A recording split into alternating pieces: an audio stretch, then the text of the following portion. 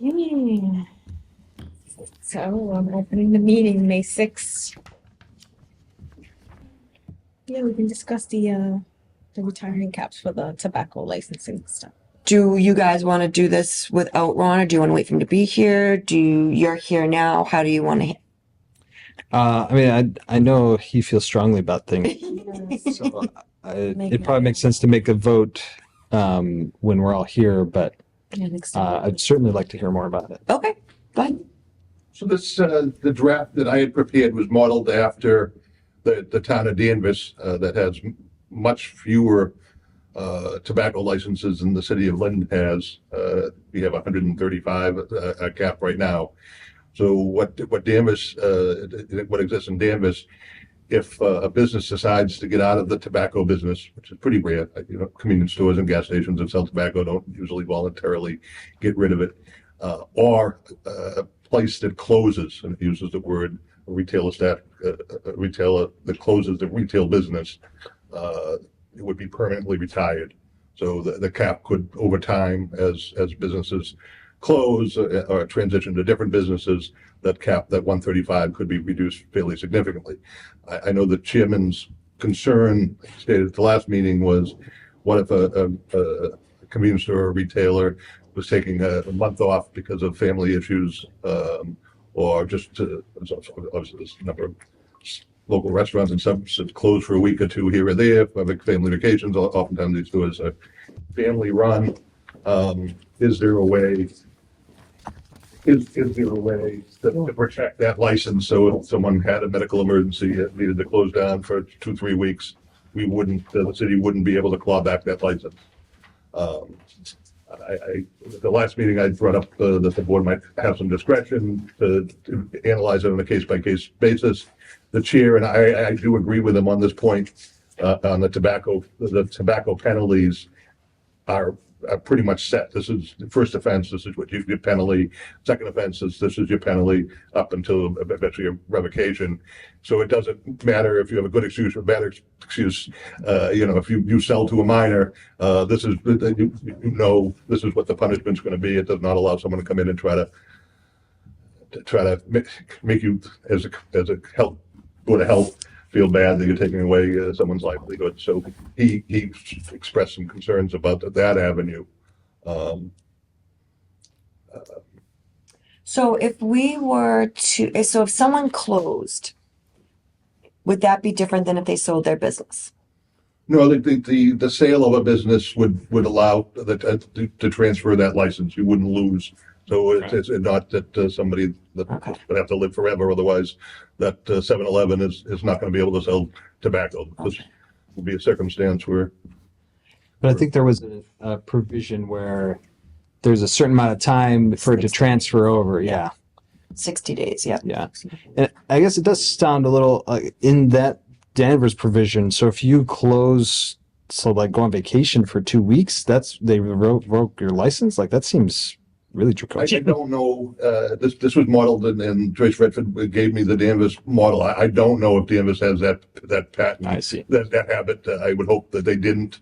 I don't know, as a practical matter, how many convenience stores actually just shutter. I just haven't driven by a 7-Eleven or a little convenience store. I should say that there's one.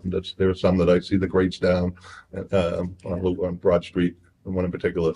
There may be stores that don't open for whatever reason for a period of time, a vacation, whatnot. Yeah. I would like to think that those would not be revoked. It's when they're closing the business. Yeah. I mean, I think the situation that came up is because this happens with restaurants sometimes where they close, but you don't know that they're closed. And so then it's kind of like, okay, do you honor their license through the date that their license expired, or do you say, okay, you closed and like now nobody can get that license? And that's the gray area that I think we're exploring. And I don't know. I mean, I feel like you can go either way. There should be a fixed amount of time that you lose the license if you don't sell it, if you don't transfer it.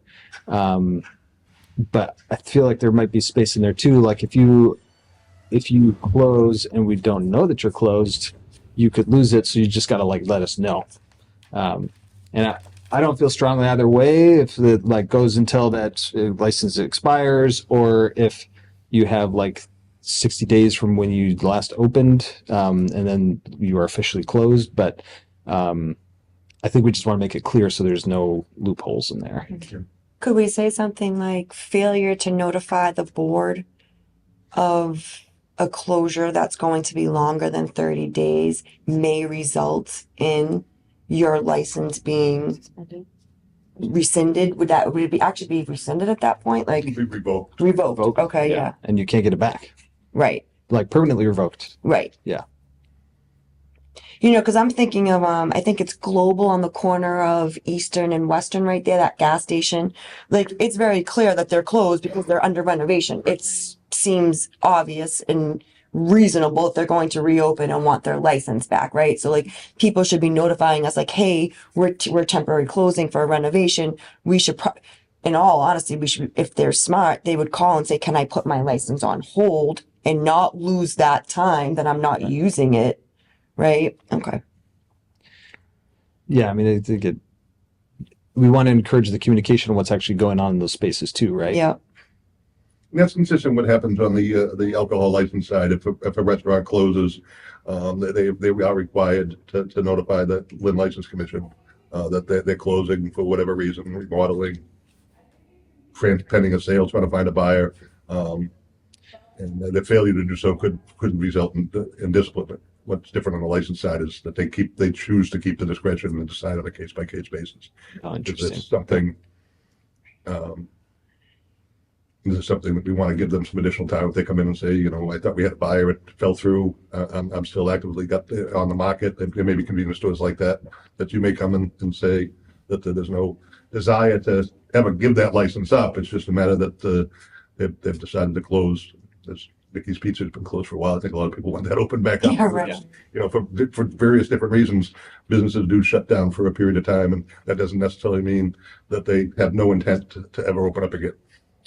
Yeah, and I think that makes sense too, right? Like as long as you're communicating like, hey, or you could even like pay for your license to renew while you're not planning on opening just so you can keep it to sell it. I think that's fine as long as you're communicating. But I think what we're trying to capture is like you close and we don't know, and we don't know what your intentions are, and it's been like 4 months. Right. I also think we want to be careful about someone who renews their license that they're not using so that they can be ready to sell it when they're ready to sell. So like, okay, I've been closed for 8 months, and in the meantime, I had to renew my license. So my license is good. I keep going to you guys because I'm trying to hold on to it to sell it to another business, when our goal really is to Yeah, get if we them want- back. You know, like if you have a tobacco license, use it. You know, and if you're closed because you're renovating, okay, that's reasonable. Yeah. We can see renovations. That makes perfect sense. But to just kind of keep paying to hang on to it, hold it, so that it doesn't, you know, I guess we'd have to play that one out a little bit. Yeah. I guess it does seem a little unfair to me if you like pull their license before it expires, but if it goes through and then you can't Yeah. renew it if you're not open. That's a way to look at too. Yeah, not renew if not The open. practical matter, we may be blowing this out of proportion. I can't remember the last time a gas station closed. I'm trying to think of who sells cigarettes. Gas stations often do. Right. Convenience. A liquor store would never want to close because we're at our max. So Yeah. there's a We definite do value. have some convenience convenience stores. that could be It convenience really is. stores. There are some convenience stores that just kind of like go dark, and then we just don't know what's going on. You know what I mean? It's not a lot, but I mean, I certainly think that those are the situations that when we talk about it, so kind of extreme that it makes sense to be like, you're not using your license, you haven't used it, and Maybe one over by Parrot Street and by Dunkin' Donuts, but I think there was a revocation on that one as Yeah. well for different reasons. I mean, we could always just say if someone notices that the store's closed, call them into the board of health and be like, what's going on with your license? I mean, we could just start it that way and maybe see how that works and then go from there. Like, you know, Yeah, I think it's nice to have something clear in writing. I mean, as long I don't feel strongly either way. As long right. as You it's just clear. want it, yeah, transparent and people understand. Yeah. But I like the idea of if you don't transfer it on, it's gone forever. Yeah. Okay. All right. So I guess we will, you know, write this up for the minutes for this meeting, and kind of like we'll table any kind of votes until we have that, because I know the chairman feels really strongly about it too. Right. Okay. So we need to someone will need to make a motion. So make a motion to table till the next meeting? Yes, please. I make that motion. I second the motion. Okay. To table to next meeting. Okay. Attorney Lamana, thank you. Always appreciate your time. I don't know if you need me for the next matter. Might, possibly, Okay. very might. I don't Yep. know if it'll be anywhere till 7. Okay. So next up on the agenda, so a couple things. I'll go first, and then we have Jonathan Robinson here, who had showed up last month. As you guys know, prior to COVID-19, I had been working when I was the chief health inspector to update the city's body art regs because they're very, very, very, very outdated. The North Shore Public Health Collaborative, which Lynn is a part of, has been working on a set of regs that all the communities in that collaborative will adopt. And we recognize there may be some tweaks here and there, but we would like to see like the meat of the regulations be the same in every community. So you were provided with Beverly's regs. They have been adopted by Beverly and Salem. These are the regs that we're looking at to adopt. And the way I'd like to do this is, it's a lot. I don't want to do it in 1 month. I don't want to do it in 2 months. I don't even really want to do it in 3 months. I want to have you guys like really take your time to look at it. I want to have some listening sessions with our tattoo establishments here in Lynn. We would like to sponsor some trainings in Lynn with the Public Health Collaborative staff who really understand these regs because they were the ones rewriting. And then, have a discussion about what your concerns and thoughts may be. And then eventually have a public hearing where people can come in after they've had a chance to see the regs, hear about the regs, have the regs in their hand, read them.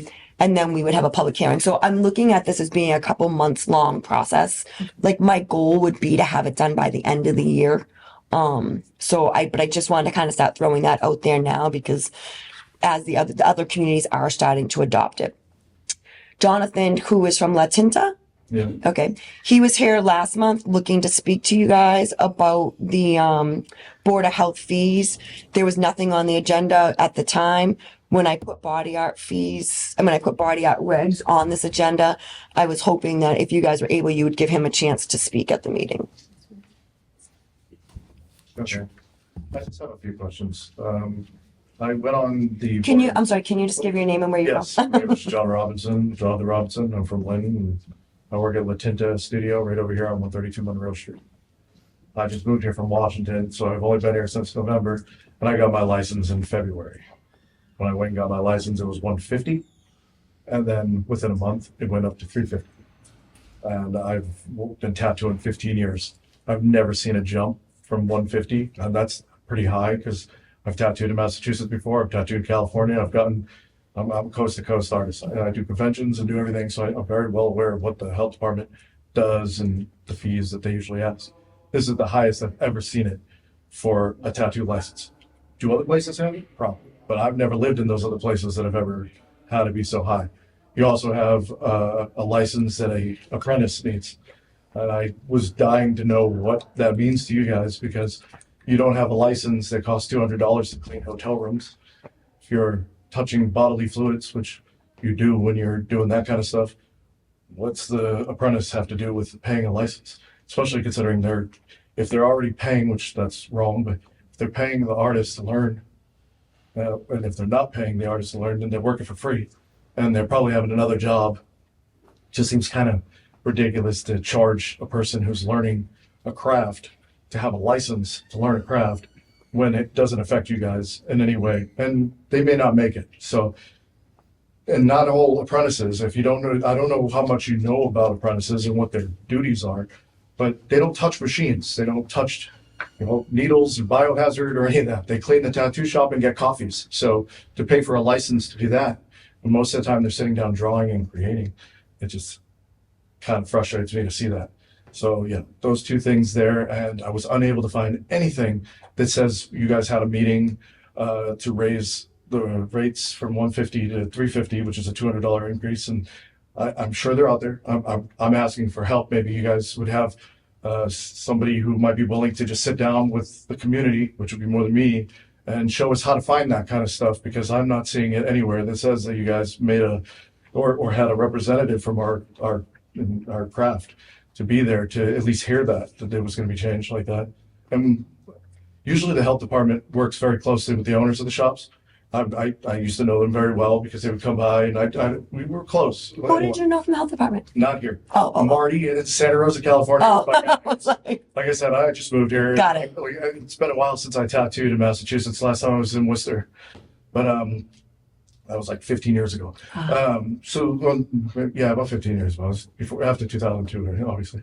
But I just think that you need to have a person who understands what these jobs are that these people do, like what an apprentice is and what it means. And I'd like to know who in the community would have been here to like kind of be like give the thumbs up to even charge an apprentice any kind of money at all.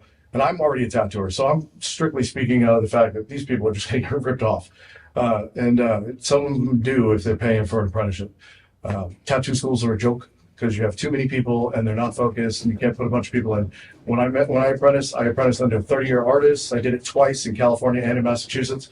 And I know that not everyone knows what that means, but that means that I put in my time.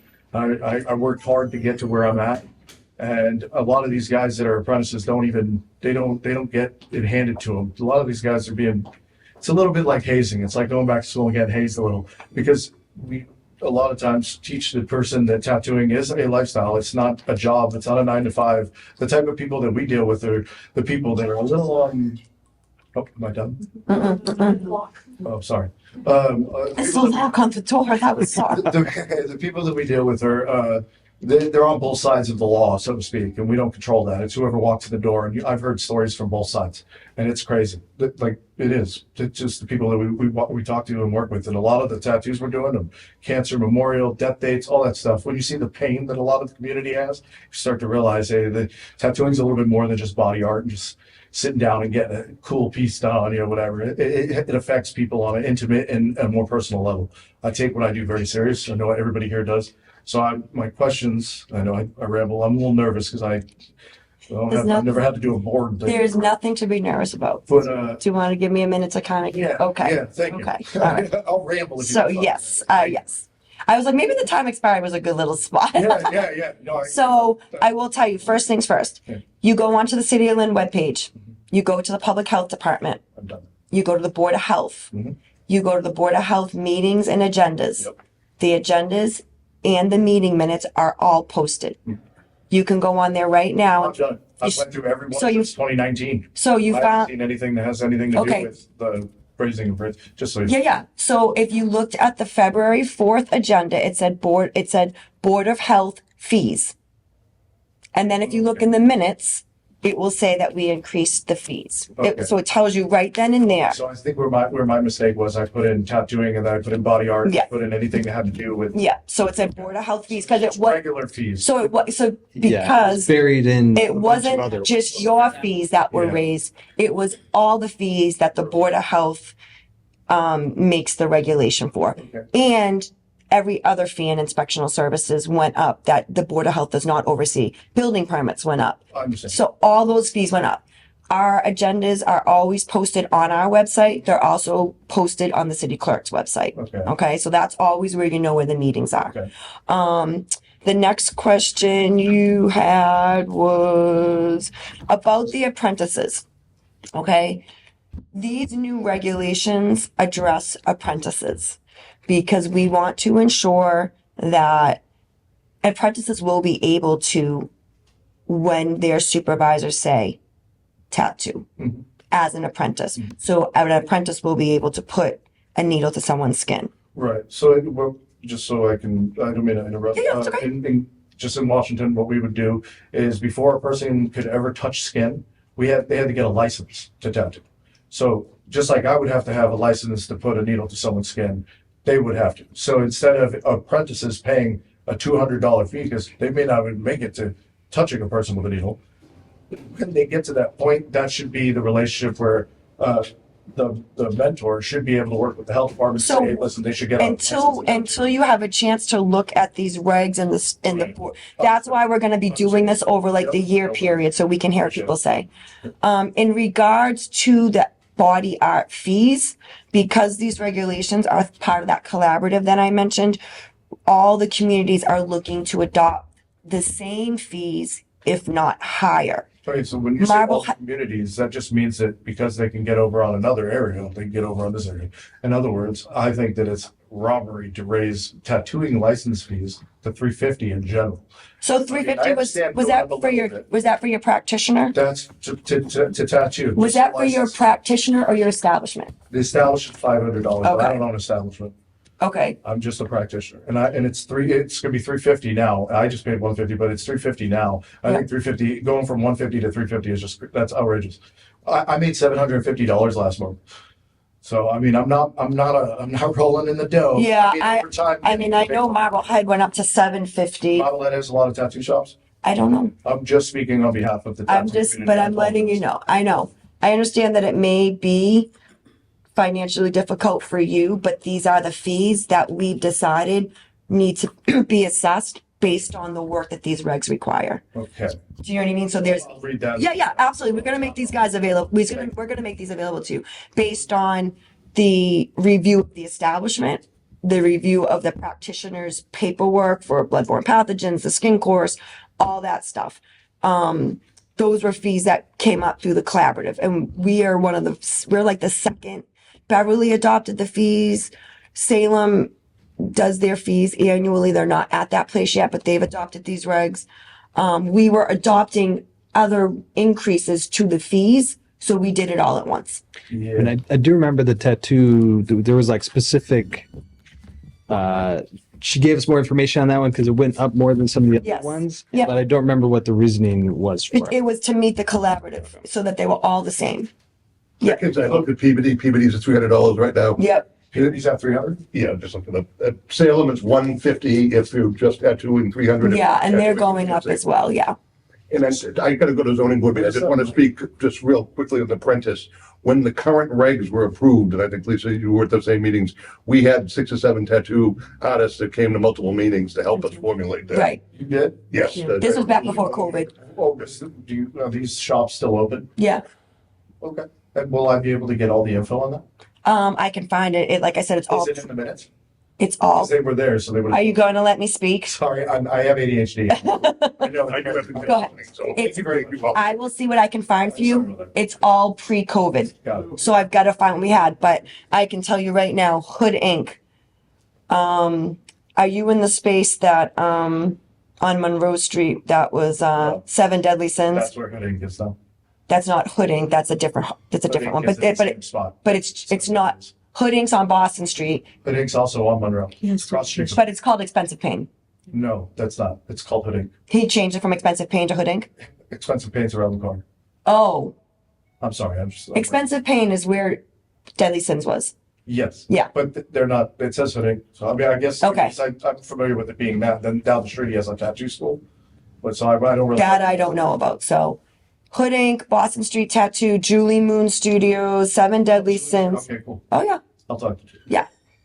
We do our due diligence here in Massachusetts and inland. So, Appreciate that. Thank you. so there's that. And I feel like you had 3 questions.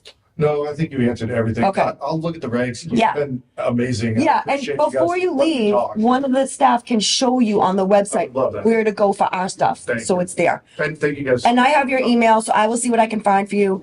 And as soon as we kind of start feeling like I said, this is going to be a number of months thing, but the goal is to get it out to all of you guys to look at. Then we're going to have you guys come in. We're going to schedule like a listening session so we can go through these, literally go through the regs with You you. guys did the raising of that.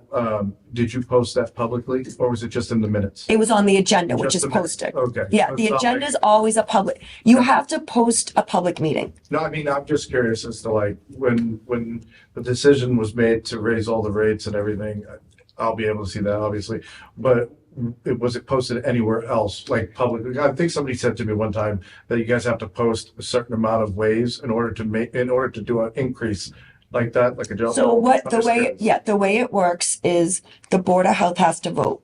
In order for the board to vote on something, the meeting has to be properly posted, which means Okay. that city clerk's office. Yeah. We additionally post it on our page in case people are just, it's easier for them to go there. Once, then they vote. The next month they vote on the minutes. The fees were enacted. It was posted on the ISD website, which is where you pay for your fees through the environmental health division in the inspectional services division, right? So you dealt with April. I went right upstairs. And Right. I got my license. That's where environmental health is done, and that's where tattoos fall under. Okay. Yeah. I think part of the reason it might have been difficult though is it just said like Board of Health fees. Yeah. There's nothing that said like tattoos Specifically. going up this much Yeah. because it was with like, Yeah. it's this thing here. Yeah. It's got like 40 Dumpsters, on there. food licenses. Right. So it's like buried in there. Yeah, So it's food not, plan review, pool licenses, rec camp licenses, tanning licenses, septic licenses. Yeah, I went through all that. I'm surprised I didn't see it. That's my bad. Because I remember going through something that said fees, but I was specifically looking for tattoo. Tattoo, yeah. So I'm sure it doesn't say tattoo fees. I'm sure It it's is- like body art or something. I just missed that. And Yeah. my main concern was just the fees, the apprentice thing, and anything else. I can't wait to get those regs. Yeah, yeah. And I'm pretty sure everything on there is. It's probably the same across the board anyways, as far as like, standards, what people need to meet in the shops and stuff like that. And I totally respect you guys. And a lot of it's based on NEHA, the National Environmental Health Association. Yeah, So- I was going off of the Massachusetts and Boston one because the regs in Boston were different than here because Yeah. theirs is also cheaper. Actually, I didn't even know that you guys raised their fees until a guy from Boston was talking about Lynn and how expensive it was. So, anyways, just letting you guys know. I really Yeah. appreciate you guys. Thank you so Awesome. much for done. The meetings are always videoed and they're on Lynn Community Television. No. So they're also posted so you can actually see what transpired during the Okay. meeting. All right. You have my email. We'll be in Yeah. touch. And one of these ladies can help you show you our website. Appreciate it. All right. So that's kind of like what we're going to be doing with body art it's stuff. time. Yeah, no. You want to know something truthfully? And Jonathan's new, but even before COVID, the folks that we had coming in, they're very involved. They're very eager to do the right thing. I personally find that our body art folks regulate themselves exceptionally well. They have very high standards. They're always talking about like the newest way to do things and stuff like that. So I don't expect it to be an issue, you know? That's what I remember from when you shared it with us. Is like, we're going to modernize it because it doesn't reflect Yes. at all what's happening now. It seems a lot Yeah. safer. Absolutely. Absolutely. So that's kind of like one of our goals for the year, guys. Yeah. All right. And I don't think we voted on the minutes yet. We did not. Vote on the minutes from the previous date, which was April 15th. Sorry, couldn't make it. Yeah, I mean, I make a motion to approve the minutes. I second the motion. All in favor? I Aye. Is there anything else you guys have? I don't think so. There's no old or new business. No. Anything comes up? Let us know. Well, I guess I don't know if we need to discuss it here or maybe after, but the like the site visits around town. Do you want to talk about that after the meeting? Sure. Okay. Yeah. Yeah. Do you guys want to, we can figure out like a date and a time. Like I'm imagining, is evening better or is work day better? Yeah, that's what I kind of figured. That's what I kind of figured. Okay. I mean, I don't want to date it. I'll just have to request a day off. Yeah, no. You don't, which you don't have to do. Like, and it doesn't have to necessarily be a Tuesday night either. I don't know if Tuesday nights work for you guys or. Well, I mean, if we're doing it in the summer, it'll be light out still Yeah. around Even though meeting it's- time. Yeah. Okay. That's fine. I don't know if we don't necessarily want to do it in place of the meeting, but we Right. could like coordinate. Coordinate. Okay. Perfect. Okay. So, do we want to take a look at what would be for our next meeting date? Which are we talking about? June? I think so. Jeepers creepers. It's going to be a little difficult for me. That's It's okay. June 2nd. That's a Monday. June 3rd. Wait, is that your daughter's prom? June 2nd? This is the second. On a Monday? Yeah. Yeah, I know. Ooh. But they don't have school, right? They don't. Last day is the 28th. So is the 3rd going to be difficult for you? No, The no, date? The third, Okay. The 3rd is good. Okay. Does that work for you? Yeah. Okay. So right now we got June 3rd on the calendar. All right. All right. So make a motion to adjourn. I second that motion to adjourn.